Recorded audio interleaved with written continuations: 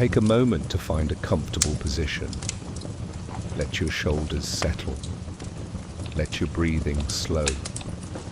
There is nowhere you need to be tonight, nothing that needs doing. The museum is quiet. The galleries are yours. We will move through them at the pace of someone with all the time in the world, pausing, looking, resting.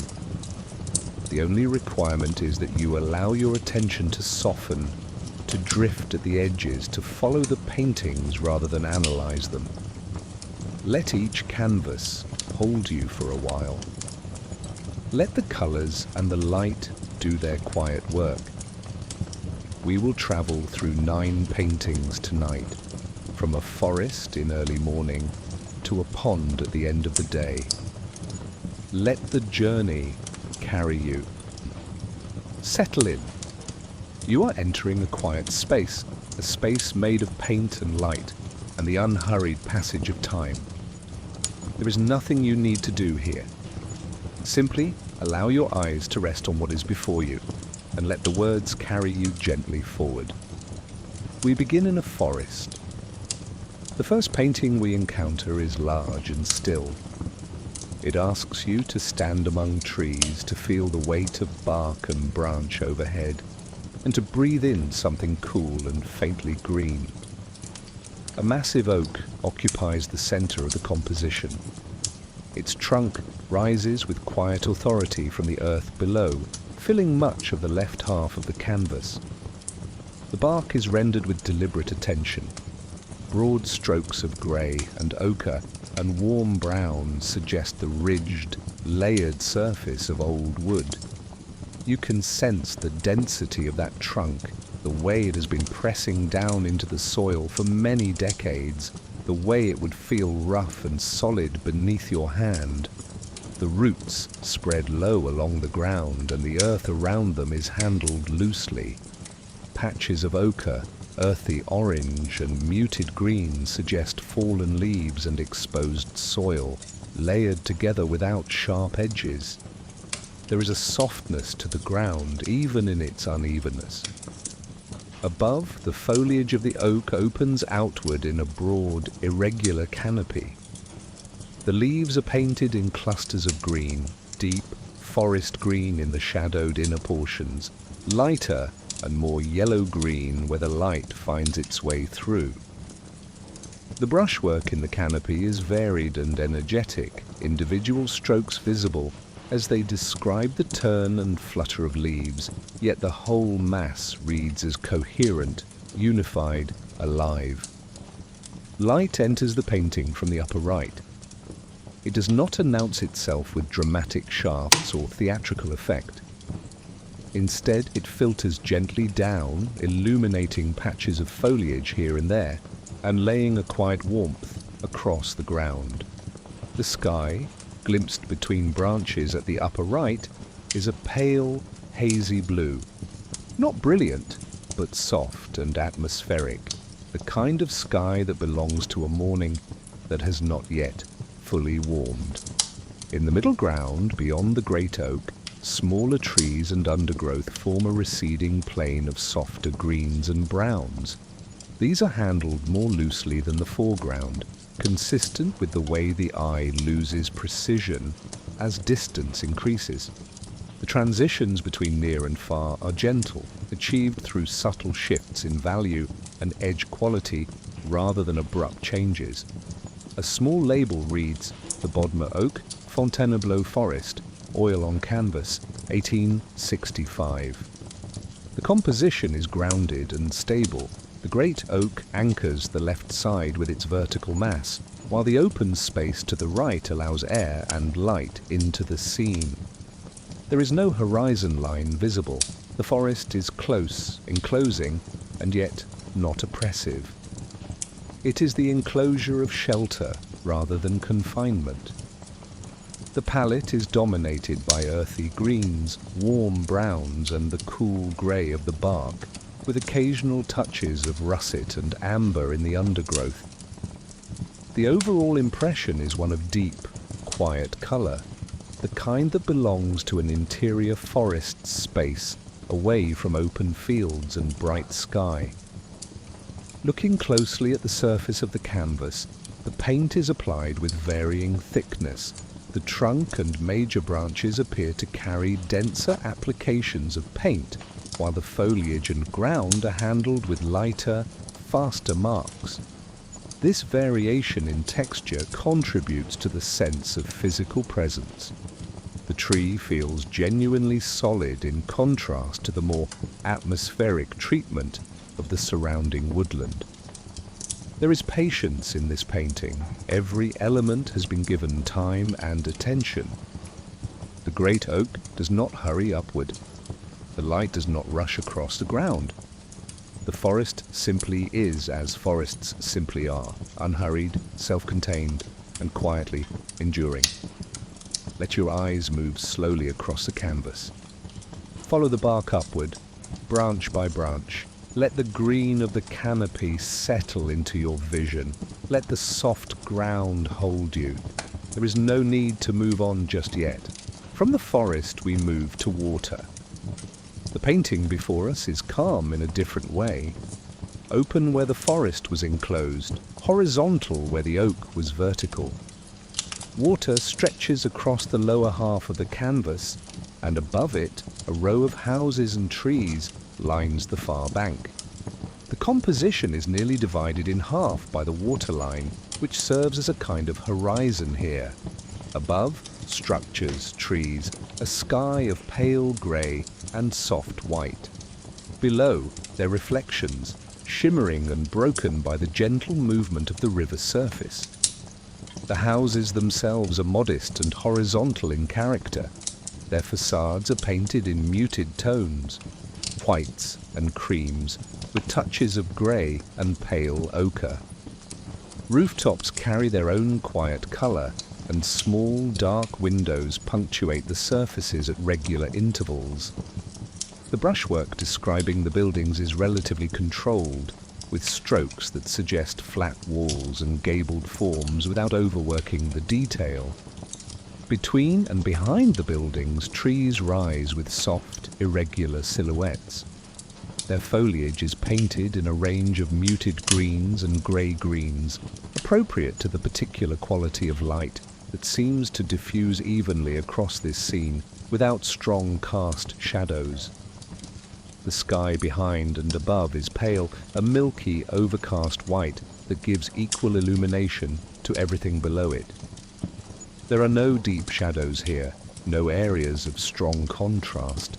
The light is gentle and consistent, the kind that comes from a high, even overcast. A small label reads, "Houses on the Aktazan, oil on canvas, 1871. It is in the water that the painting becomes most interesting, most alive. The reflections of the houses and trees do not simply repeat the image above. They are broken, transformed, dissolved into horizontal strokes and dabs of colour. The pale creams of the house facades appear in the water as irregular bands of white and grey, intersected by the reflections of rooftops and sky. The greens of the trees become looser, more fluid, pulled slightly out of alignment by the invisible motion of the water surface.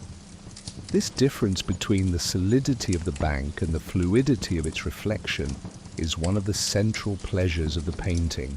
The upper half rests, stable and positioned. The lower half breathes, shifts, suggests movement without ever describing it explicitly. The brushwork in the water is predominantly horizontal, short, parallel strokes that reinforce the flatness of the water plane while simultaneously evoking its gentle movement. Where different reflections overlap or intersect, the colours are allowed to blend and blur without becoming muddy. The palette of the reflection is slightly cooler and lower in value than what it reflects, consistent with the way still water absorbs and filters light. Along the edge where water meets bank, the transition is soft. There is no sharp, defined line. The vertical elements of the far bank seem to dissolve as they approach the waterline, becoming less distinct, finding their way into the watery surface below with gradual ease. The overall palette of the painting is restrained, pale, quiet, silvery. There is very little warmth here, and yet the painting does not feel cold. It has the quietness of a grey morning on a flat river, the quality of northern light that is neither harsh nor absent, but simply even, dependable and calm. Looking at the painting as a whole, the eye moves naturally from the houses and trees of the upper half down into the reflections below, then back up again. The composition creates a gentle circuit, a loop between reality and its water-borne double that holds the attention without urgency. This is a painting that rewards slow looking. The longer you remain with it, the more you begin to notice the individual strokes that construct the reflections, the slight shifts in hue from one passage to another, the way the pale sky finds its way into the water surface in the gaps between reflected forms. There is a further quality worth noting, the way the painting holds the value of the sky and the value of the water in such close relationship. Both occupy a range of pale, light tones that could almost belong to the same family of colour. This tonal proximity between the upper and lower halves is part of what gives the painting its sense of unity, of everything existing in the same soft grey-white light. It also makes the architecture itself, those modest houses, those dark windows, the most emphatically value-contrasted element in the composition. Pale sky, pale water, and between them, the quiet mid-toned forms of the buildings that hold the scene together. Rest here for a moment. Let the reflections settle. Let the water hold the light. From still water we move into the season of opening. The canvas before us is full of white. Not the white of walls or cleared sky, but the white of blossoms, clusters of pale flowers clinging to the branches of fruit trees in the first flush of spring. It is a painting that seems to exhale, to open outward, to offer itself gently to the light. Several trees stand in the middle ground of the composition, their branches spreading upward and outward against a sky of cool, luminous grey-blue. The trees are not yet fully leafed. This is the moment before green has fully arrived, the brief window when flowering precedes foliage, when the branches are dressed in petals rather than leaves. The blossoms are painted with a lightness that matches their subject. Short, broken strokes of white, cream, pale pink, and cool lavender suggest the massed clusters of flowers without precisely delineating individual blooms. Looking closely, you can see that no single stroke claims to be a single flower. Instead, the accumulation of many small marks, varying slightly in hue and value, creates the impression of flowering without ever becoming literal or botanical. The eye completes the image, supplying what the paint only implies. A small label reads, "Spring, fruit trees in bloom, oil on canvas, 1873. The sky behind the trees is handled loosely, with broad strokes of pale blue, white, and soft grey that suggest a spring sky, clear in some areas, lightly clouded in others. The cool temperature of the sky plays against the slightly warmer whites of the blossoms, creating a gentle contrast that prevents the composition from becoming flat or uniform. Warmth and coolness dance quietly across the surface. In the foreground, the ground is rendered in tones of green and ochre, suggesting grass and earth. The handling here is looser still. Broad, confident strokes that establish the ground plane without laboring over it. There is a quality of freshness to the ground passages, as if the paint itself participates in the seasonal renewal that the subject describes. Between the foreground ground and the blossoming trees, the transition is soft and natural. The eye moves upward easily from earth to blossom, from the established ground to the airy flowering above. The trees themselves are given slender, legible trunks, thin strokes of grey-brown that anchor the blossoms to the earth and provide the vertical structure around which the softer material of flowers and sky can arrange itself. Light in this painting is diffuse. There is no single strong source casting dramatic shadows. Instead, light seems to come from everywhere and nowhere, a soft, even illumination that describes form without emphasizing it. The blossoms glow with their own pale luminosity, catching whatever light exists in the atmosphere and returning it quietly to the viewer. Looking at the composition as a whole, the painting is organized around the central group of flowering trees. They are the subject and the anchor, positioned to occupy the middle and upper portions of the canvas, while the open ground below provides a base of stability. The sky opens above with a generous amount of space, allowing the trees to breathe within the composition without feeling crowded or constrained. The palette of the painting is cool and delicate, the whites and pinks of the blossoms, the blue-grey of the sky, the greens of the spring ground. These are the colours of a world just waking from winter, colours that are pale and careful, not yet the full richness of midsummer, but already trembling with the suggestion of abundance to come.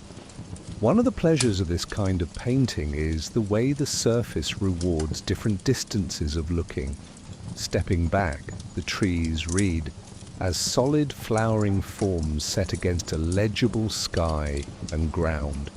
Moving closer, the surface breaks apart into individual strokes.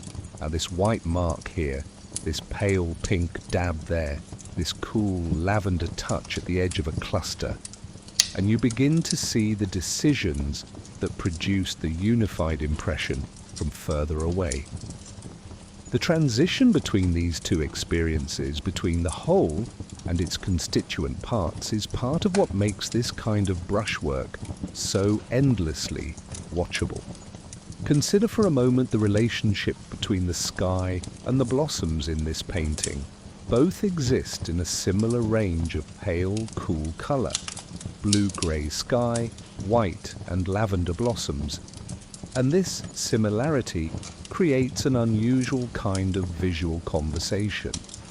The flowering trees do not assert themselves dramatically against the sky behind them. Instead, they seem to belong to the same tonal family as the sky, to participate in the same mood of pale spring light, rather than to stand apart from it. This integration of figure and ground, the blossoms almost continuous with the sky in tone and temperature, is one of the subtler qualities of the composition, and one that contributes to its overall sense of airiness and light. The ground beneath the trees also participates in this tonal scheme. The greens here are not the deep, saturated greens of summer. They are lighter, more yellow-green, carrying in them the freshness of grass that is still recent. The ochres mixed into the ground passages suggest earth that is recently uncovered, soil that is warming for the first time after the cold months. The ground is not merely a base for the trees to stand on, it is part of the seasonal story, part of the continuous unfolding from winter into light. There is something in the mood of this painting that corresponds to a particular quality of spring mornings. The way the air is still cool even when the sun has risen. The way new growth looks tentative and hopeful at once. The paint captures this mood not through any single decision, but through the accumulation of many quiet choices. The temperature of the palette, the lightness of the brushwork, the softness of the edges throughout the composition. Spend a moment with the blossoms. Follow one branch upward from trunk to outermost cluster. Notice how the marks shift in direction as they move outward, mimicking the growth pattern of the branch itself. Notice how the blossoms at the periphery of the tree are lighter, airier, dissolving almost into the sky at the farthest edges. Then let your gaze drop to the ground, where the simplest strokes of green and ochre hold the whole scene in place. This is a painting made of spring air. Rest inside it for a while. The painting before us is monumental. A great arch of stone rises from the sea, vast and solid, its form occupying much of the upper portion of the canvas. This is a natural formation, rock, shaped by an immensity of time into a sweeping curve that frames the open sea beyond. The arch is enormous. Its scale dwarfs everything else in the painting, yet it does not feel aggressive or threatening. There is a patience about it, as if it has been standing through many lifetimes and will continue to stand long after every witness has departed. The stone of the arch is rendered in a complex range of colour. What might appear from a distance to be simply grey or brown resolves on closer inspection into a layered surface of ochre, rust, pale cream, soft violet, and grey-green. The accumulated colour of wet rock and mineral, and the light of an overcast coastal sky. The brushwork across the face of the arch is varied and responsive, following the contours of the stone in some passages and moving more freely across its surface in others. Light falls from above and to the left, illuminating the upper surface of the arch and the face of the cliff beyond. The shadows beneath the arch are deep and cool. Blues, grey-greens and violet greys that suggest the darkness of the interior space beneath the rock. This contrast between the warm illuminated surfaces and the cool shadowed areas gives the stone its sense of three-dimensional mass and weight.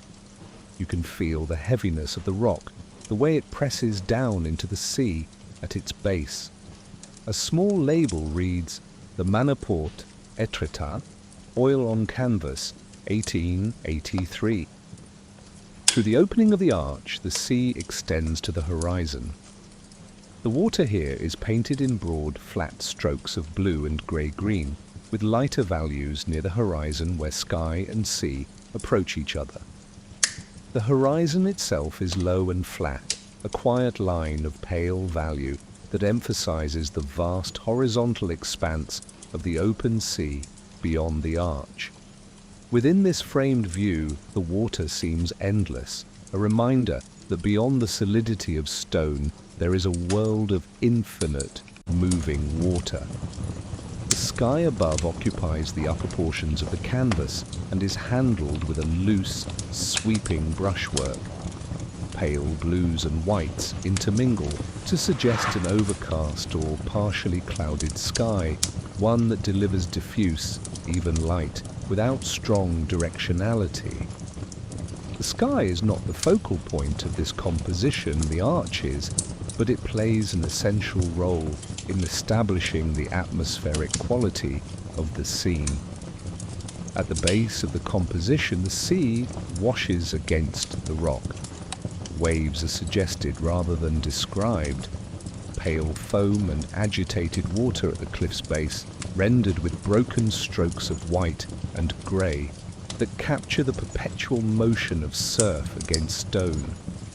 These passages are looser and more energetic than the treatment of the arch itself, appropriately so, since water and stone occupy different relationships with time. The stone changes slowly across centuries while the water never rests. the scale of the composition rewards attention.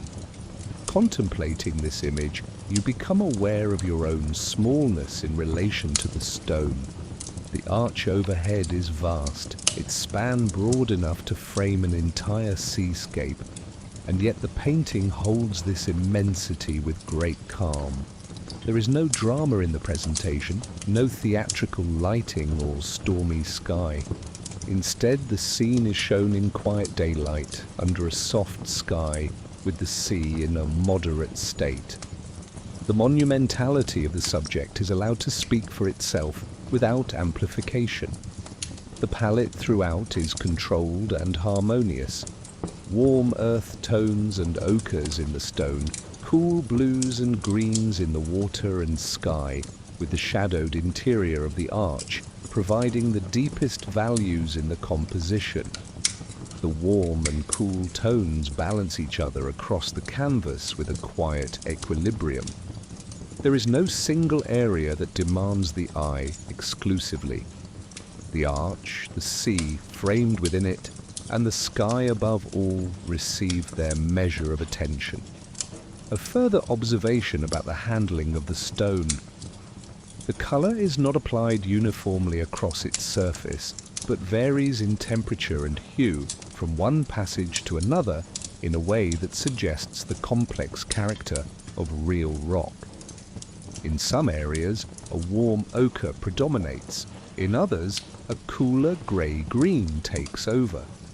These shifts in hue, while individually subtle, accumulate across the large surface of the arch to create an impression of genuine complexity.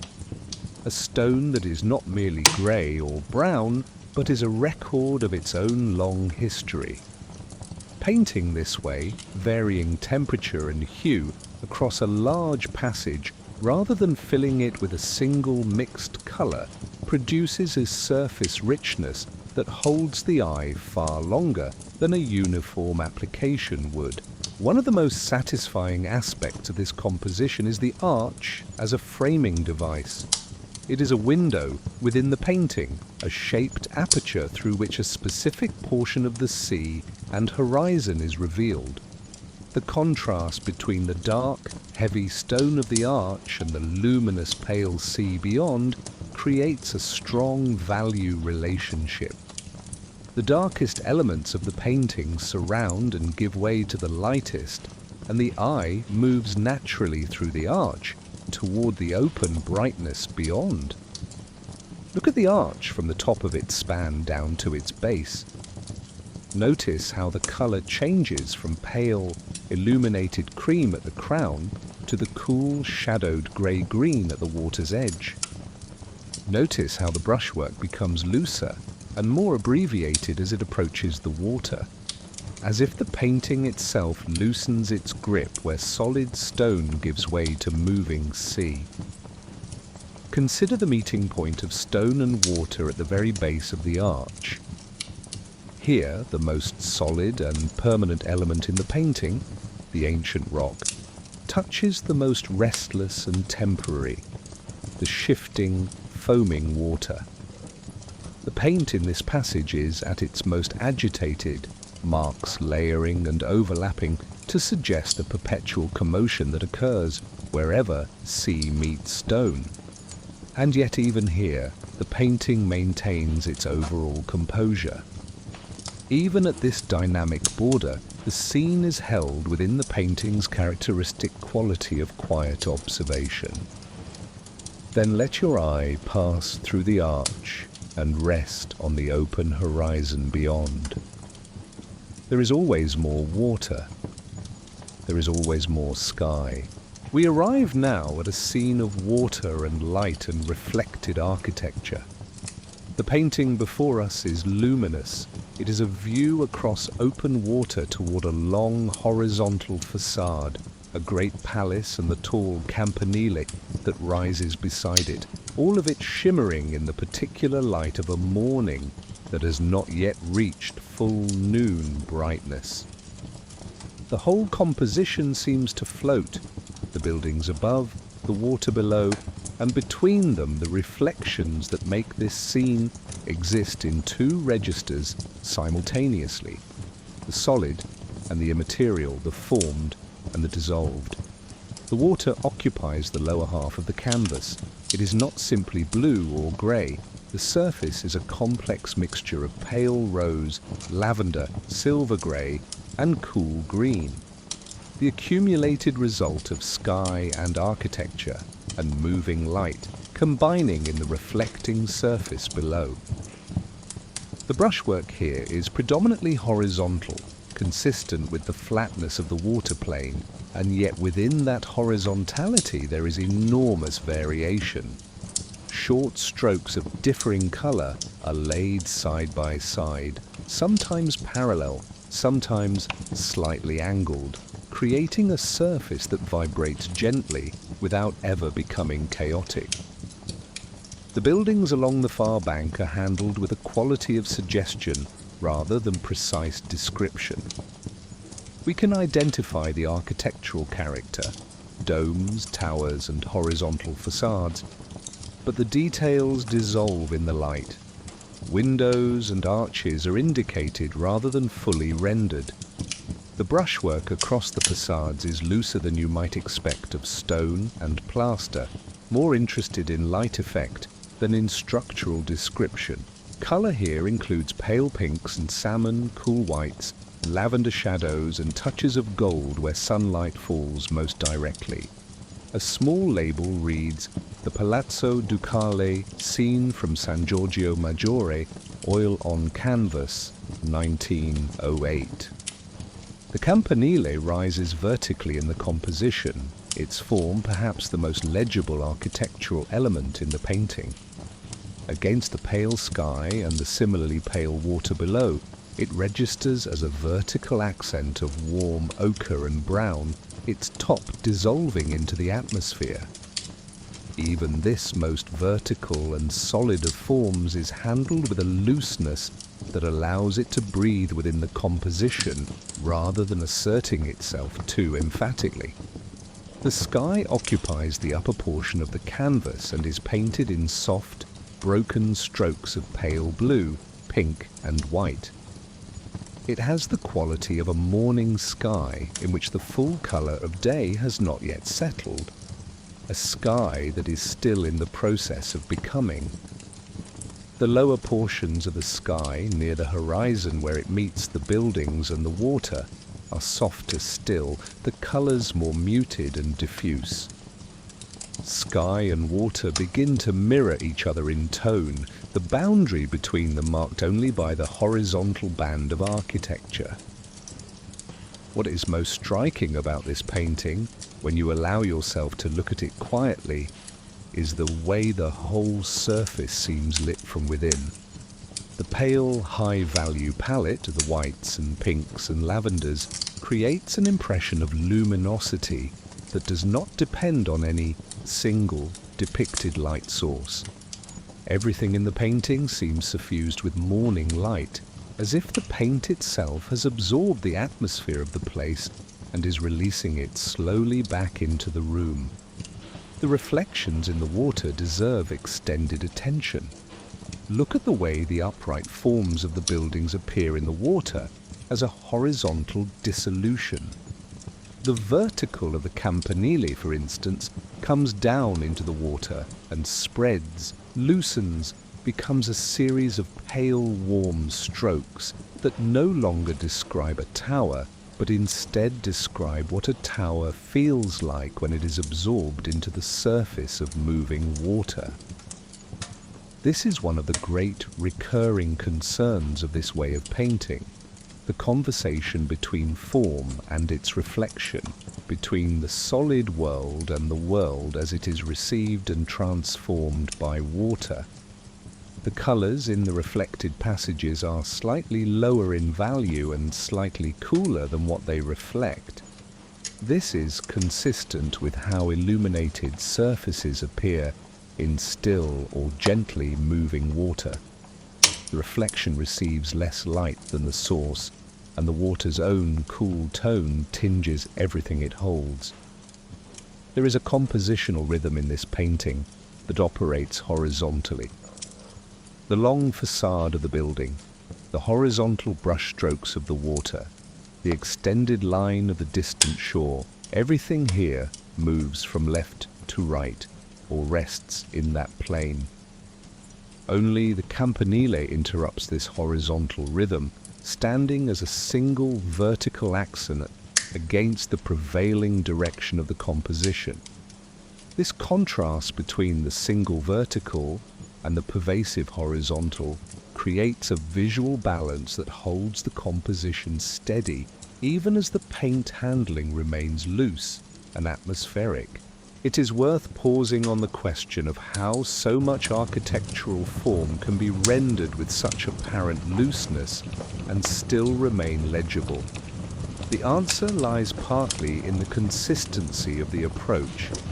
Every element in the painting is described with the same quality of open, breathing brushwork, so the building facades never stand out as more or less finished than the water below or the sky above.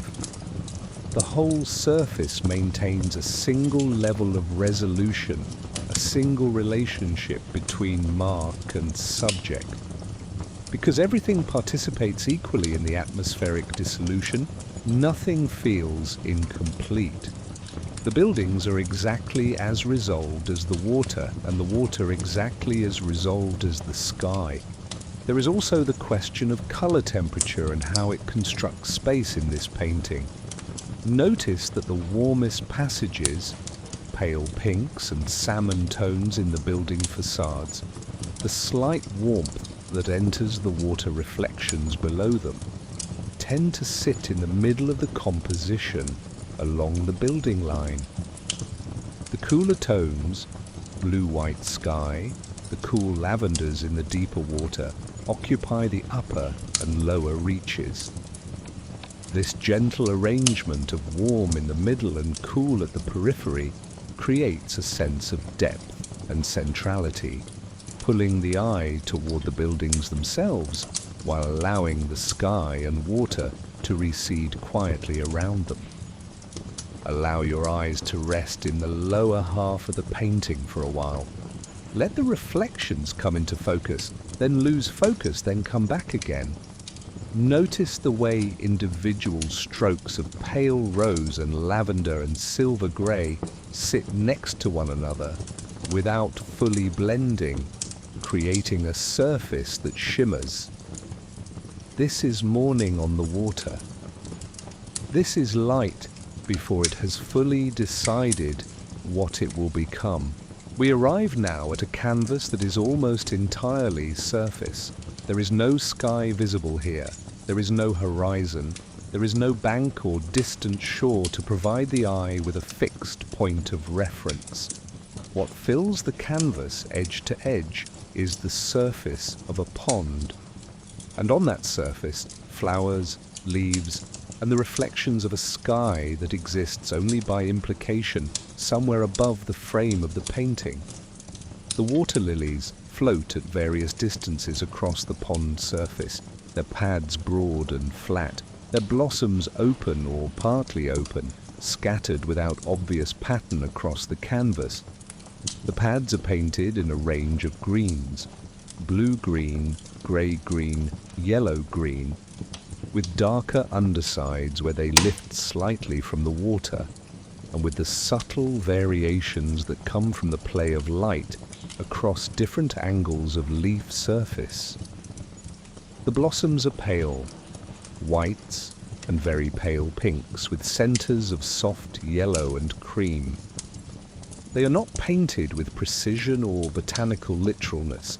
Instead, they are rendered as light-filled forms. Loose, open strokes that describe the quality of a flower in bloom without insisting on every petal. The blossoms seem to hover above the water surface rather than simply rest upon it, their paleness making them appear luminous against the darker reflective depths below. A small label reads, "Water Lilies, Oil on Canvas, 1906. The water itself is the great subject of this painting. The surface is not uniform. It is alive with colour and reflected light. In some areas, the water is a deep blue-green, suggesting depth and shadow beneath. In other passages, pale blues and whites appear, the reflections of clouds or sky existing only within the water's surface, brought down into the painting from a sky we cannot see. The brushwork describing the water varies from longer, sweeping horizontal strokes in passages of open reflection to shorter, more broken marks where the surface is disrupted by the gentle motion of the water or the shadow of a lily pad. What is remarkable about the handling of the water is the way warm and cool colour coexist within it. There are passages of pale lavender and rose, the reflections of a tinted sky or a distant cloud catching warm light, sitting alongside the cooler blues and greens of deeper reflected atmosphere. This chromatic variety in the water surface prevents any single area from becoming static or flat. The eye moves continuously across the surface, drawn from one area of interest to another. The overall composition, with its complete absence of a fixed horizon, creates a remarkable spatial experience.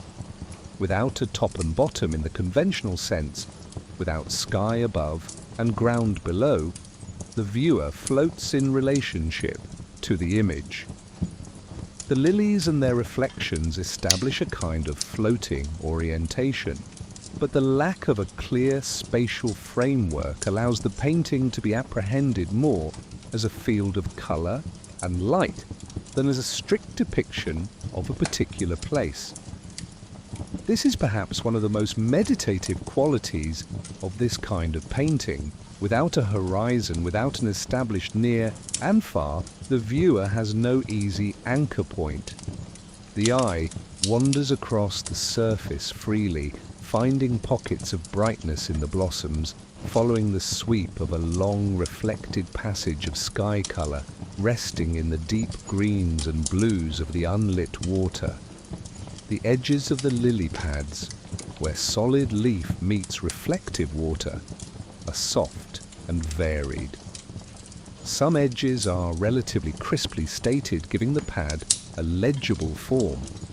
Others dissolve into the water around them, the green of the leaf and the colour of the water blending at their meeting point. This variation in edge quality is not inconsistency but attentiveness. Different light conditions and different angles of view produce different edge qualities, and the painting honours that variation carefully. Looking at the brushwork across the full surface of this canvas, you can trace the decisions made in each passage. The lily pads are given wider, more deliberate strokes. The blossoms are handled with lighter, more tentative marks that leave traces of the ground visible in places. The water is described with both long, sweeping strokes and short, more agitated ones, the two working together to create the impression of a surface that is fundamentally still but never completely at rest. There is also something worth noting about the scale and placement of the lily pads relative to the canvas. They do not fill the entire surface. Patches of open water between them carry the reflected sky, and these open passages are as essential to the painting as the pads themselves. The composition breathes through these gaps. If the pads were more densely packed, the painting would lose its quality of floating openness and become simply a field of green. Instead, the alternation between the solid forms of the pads and the open reflective water between them creates a rhythm that the eye follows across the surface with quiet pleasure. The way pale blossom and dark water sit next to each other, without transitional softening, without gradual blending, is one of the most striking visual relationships in the painting.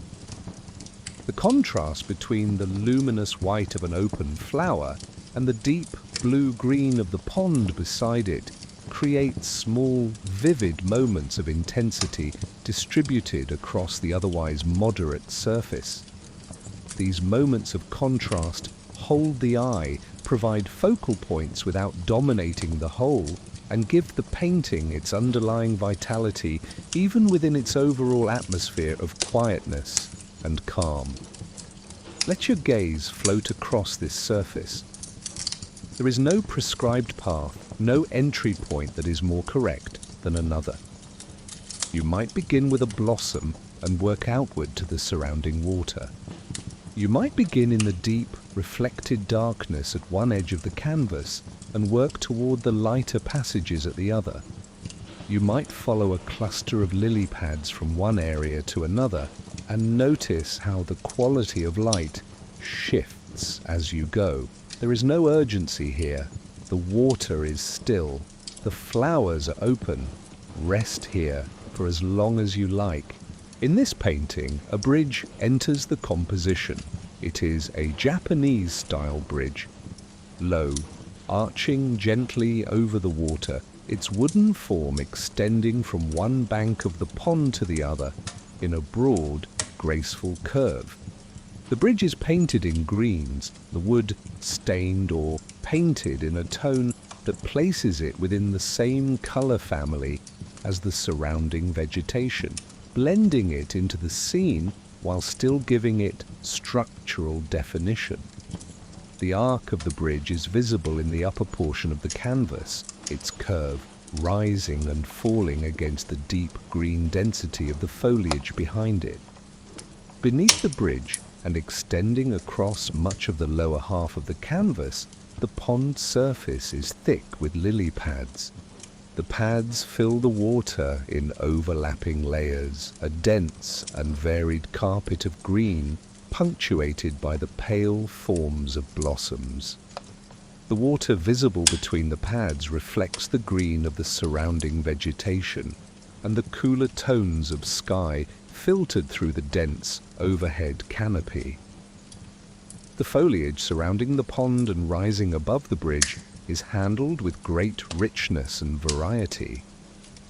There are many greens here, from the near black of deep shadow in the densest portions of the growth to the bright, warm yellow-green of leaves catching direct sunlight at the very top of the canopy. The brushwork in the foliage is loose and multi-directional, strokes moving in different directions to suggest the way leaves overlap and turn and catch light from various angles. The surface of this area of the canvas is built up from many individual marks that together create the impression of abundant, living growth. A small label reads "Water Lilies and Japanese Bridge, Oil on Canvas, circa 1899. The bridge itself sits within this richness of green as a structural element, an object made by human hands in the midst of the natural growth surrounding it. Its gentle arch echoes the curves of the lily pads below and the irregular canopy above. The railing of the bridge is suggested with lighter strokes that catch the available light. At the ends of the bridge where it meets the banks, the transition to land is softened by plantings that blur the distinction between the manufactured object and the natural material enveloping it. The reflections in the water are visible beneath the lily pads in the spaces between them. The underside of the bridge, reflected in the pond, creates a second arch, a dark, mirrored form below the lit upper surface. This reflected bridge is more dissolved and fragmented than the bridge above, broken by the movement of the water and the interruption of the lily pads, but its presence reinforces the vertical axis of the composition, creating a visual connection from the lit span above to its shadow equivalent below. The light in this painting seems to come from above and slightly from the left. The upper surfaces of the bridge and the forward-facing edges of the lily pads are lightest. Shadows fall under the arch and along the rear-facing surfaces of the vegetation, but the light is diffuse. There are no harsh shadows, no extreme contrasts. Everything is softened by what appears to be a warm, filtered, partially diffused light that preserves the details of form while maintaining the overall atmosphere of an enclosed garden. Looking at the full composition, the bridge performs a significant organizing function.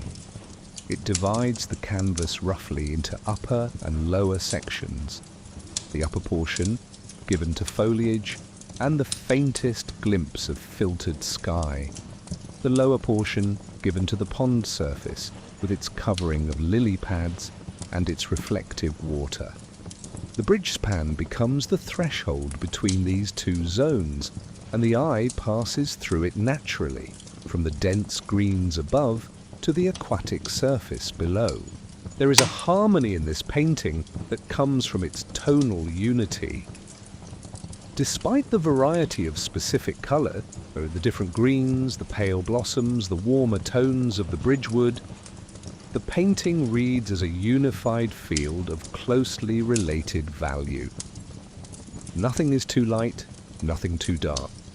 The whole surface exists within a moderate range that creates an overall impression of suffused, even light, the quality of a sheltered space on a warm afternoon.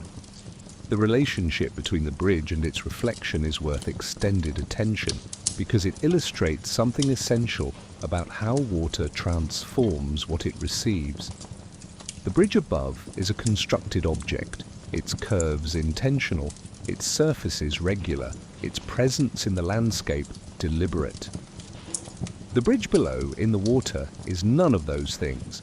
It is dismantled by the pond, its regularity softened, its edges dissolved, its colour shifted and blended with the green of the surrounding water. The constructed becomes natural, the intentional becomes atmospheric. This transformation is not a loss, it is a kind of liberation. The bridge finding, in its reflection, a second existence that is looser, less defined, and in some ways more beautiful than the original. The brushwork varies in character as it moves across the canvas. In the densely painted foliage, strokes overlap and layer, building up passages of complex colour. In the open water between lily pads, the brushwork is more fluid and directional, following the movement of the surface. The lily pads themselves are painted with wider, more deliberate strokes, their broad, flat forms requiring a different approach than the flickering marks of the foliage above. Spend a moment on the bridge itself. Follow its curve from one end to the other.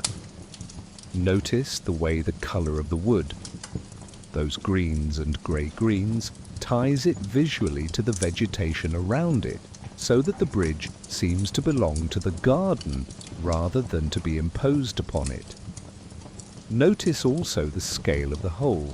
The bridge is not a grand structure.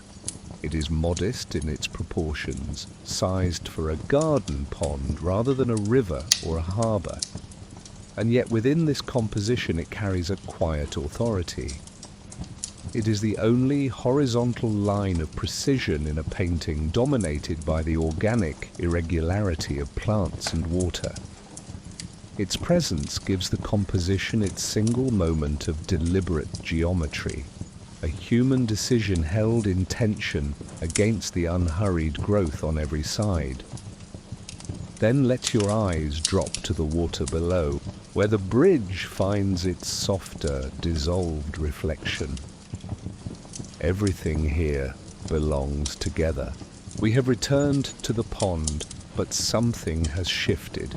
The canvas before us is larger in feeling, more expansive, more atmospheric. The lily pads are still here, the water is still here, but the handling of the paint has loosened further.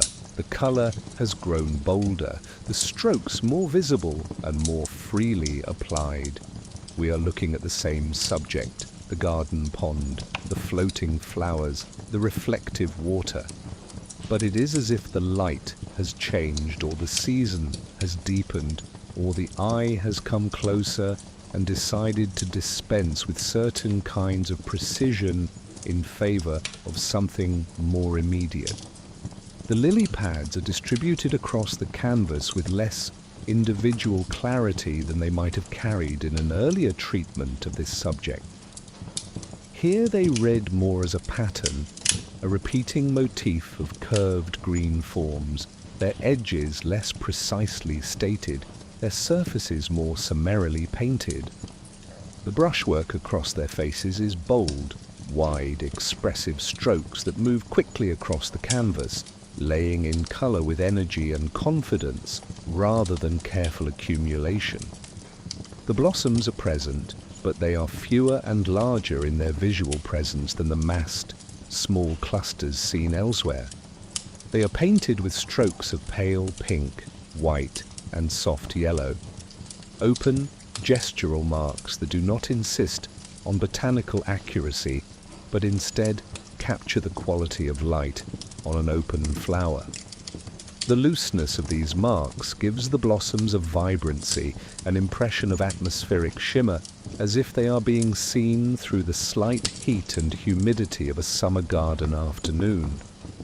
A small label reads, "Water lilies, oil on canvas, circa 1914 to 1917. The water between the lily pads is extraordinarily complex.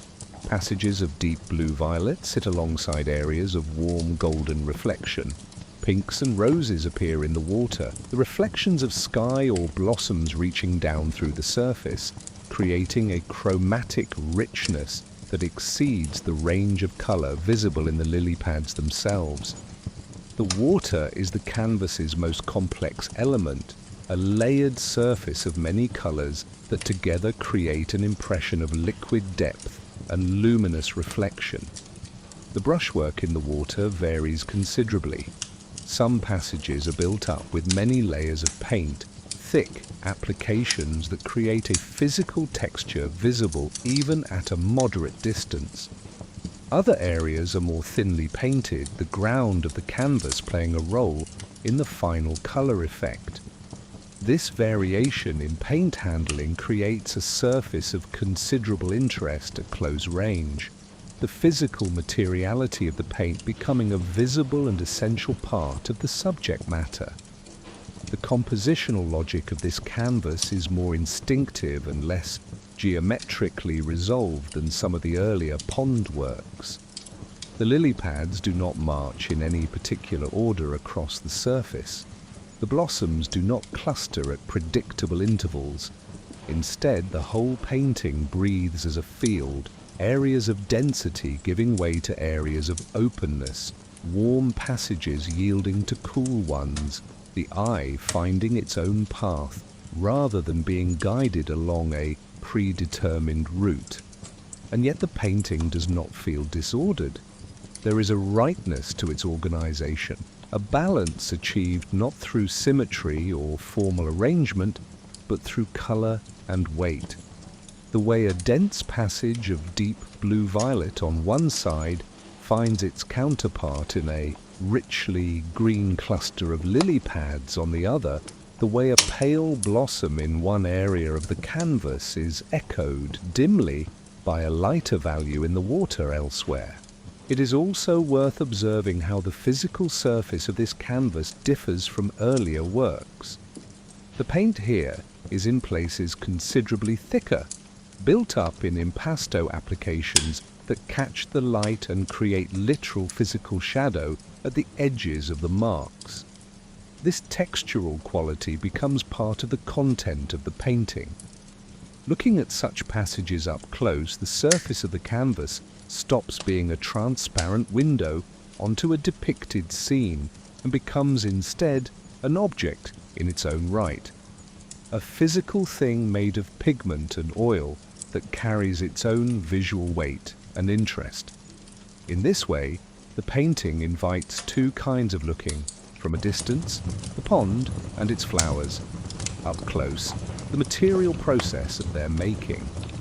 The colour palette of this painting is warmer and more saturated than some of the earlier pond works.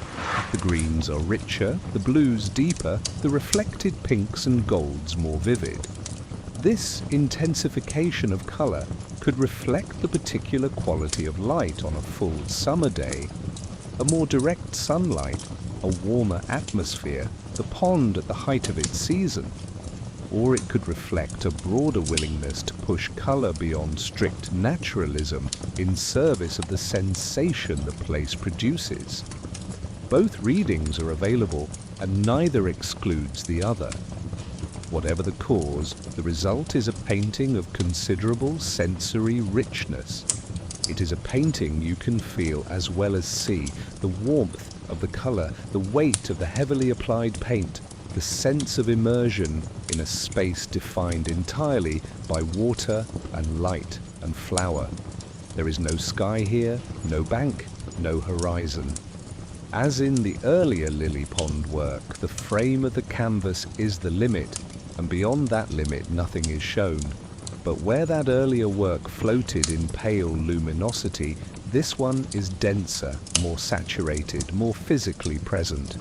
The pond has grown into itself. Stand with this canvas for a while. Let the greens and blues and roses settle around you. Let the broad strokes of the lily pads move across your field of vision. Let the water reflect its accumulated color back at you. Notice how the painting changes as your eyes adjust to its scale. From further away, the lily pads and blossoms read as a coherent garden scene, recognizable, botanical, grounded in the natural world. As you come closer, the scene begins to dissolve into pure paint. A rose, stroke here, a thick passage of blue-violet there, a swipe of pale cream that resolves into a blossom only when you step back again. The painting occupies both states simultaneously. It is always both a garden and an abstraction, depending entirely on where you stand. There is nothing to do but look. The garden holds you. The water holds everything. This is the last painting, and it is the largest in feeling. The canvas is filled with fire and water, and the particular quality of light that exists in the final hour of the day. We are at the pond again, always the pond. But now the sun is setting, and the reflections in the water carry the full warmth of the departing light. The right side of the canvas is where the color burns brightest. Here, oranges and golds and warm reds accumulate in the water's surface, the reflected setting sun breaking apart in the movement of the water into long strokes and dabs of light. These warm passages are intense. There is a compression of warmth here, an accumulation of orange and gold that feels almost physical in its richness, as if the water itself has been holding this heat all day and is releasing it now in a final, slow exhale. Against these warm, reflected passages, the rest of the canvas unfolds in cooler tones. The portions of the water away from the direct reflection of the setting sun shift toward deep blues and blue-greens, their surfaces painted with long, sweeping strokes of cool color. The lily pads appear across this cooler expanse, darker and more subdued than in other paintings, their forms less distinct in the diminishing light, reading now more as shadow and silhouette than as surface and texture. A small label reads, "The Water Lilies, Setting Sun, Oil on Canvas, circa 1914 to 1918. The blossoms, where they are visible, are handled with great looseness. They appear as pale touches of color, white, very light pink, and cream, floating in the general dimming of the surface light. In the cooler, bluer passages, the blossoms are almost invisible, only a slight lightening of value distinguishing them from the surrounding water. Near the warm, reflected passages on the right, they catch the last orange light and take on a warmth that transforms their characteristic pale whiteness into something warmer, more amber. The brushwork across the entire canvas is free and broad. Long, reaching strokes move across the surface, laying in large passages of colour with confidence and speed. Shorter, more agitated marks appear in the areas where the water surface seems most animated, where the reflection of the sun breaks apart in ripples, or where a slight disturbance moves through the otherwise still pond. The physical energy of the brushwork is palpable. You can feel the reach and arc of the hand that made these marks. Looking at the painting from a distance, the eye is immediately drawn to the warm passages on the right. They are the most fully saturated, the most visually active part of the composition. But as the eye adjusts to the full surface of the canvas, the beauty of the cooler portions becomes apparent. The deep blues and blue-greens of the water, away from the direct reflection, have their own richness and depth, a colour that belongs to the deepening of a sky that has begun its nightly change. The colour-temperature contrast in this painting, warm on the right, cool throughout the rest, creates a composition built on a single, profound opposition. This is the essential condition of sunset, the warmth of the departing light in tension with the cool that is beginning to gather everywhere else.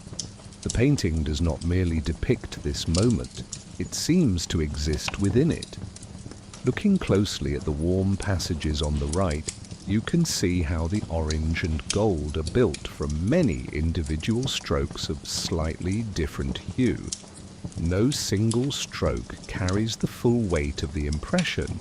Instead, the accumulated effect of many closely related warm marks creates a glow that no single precise colour could produce. This is a principle at work throughout the painting, and throughout all the works we have visited tonight. Impression arises from accumulation. The whole is larger than any of its parts. The broad strokes of orange and gold on the right side of the canvas are among the most expressive passages in all the works we have encountered. They are not carefully constructed. They are felt, applied with the directness of a painter, working to capture a quality of light that will not last more than a few minutes in its given intensity. And yet, despite this urgency, the painting is calm. The pond is there, the flowers are there, floating at the edge of visibility. The water accepts the light and reflects it back, as it has done all day, as it will continue to do as the colours change and the light slowly withdraws. There is a quality to paintings made in the late light of day that is different from those made in the morning or at midday. The light is richer, but also more fleeting. The colours are more intense, but also more temporary. There is a weight to this time of day, a fullness, as if the hours since morning have built toward this particular arrangement of colour and warmth. The pond receives this light and holds it briefly in its surface. The lily pads float on this held light, their dark forms a contrast to the brilliance around them. And then the light will change, and the surface will darken, and the colours will shift further toward violet and grey, and eventually the water will hold only the first stars. This painting stops before that end. It remains at the moment of maximum warmth, the moment when the sun's reflection is brightest in the water and the colours are most fully, most generously declared. Stand here for a long time. Let the warm light on the right side of the canvas settle into you. Let the cool, deep blues to the left remind you of the night that is gathering. You have travelled a long way tonight, through forests and river towns, through spring blossoms and stone arches, across open water in morning light, and deeper into this garden where the lilies float and the water holds everything the sky offers.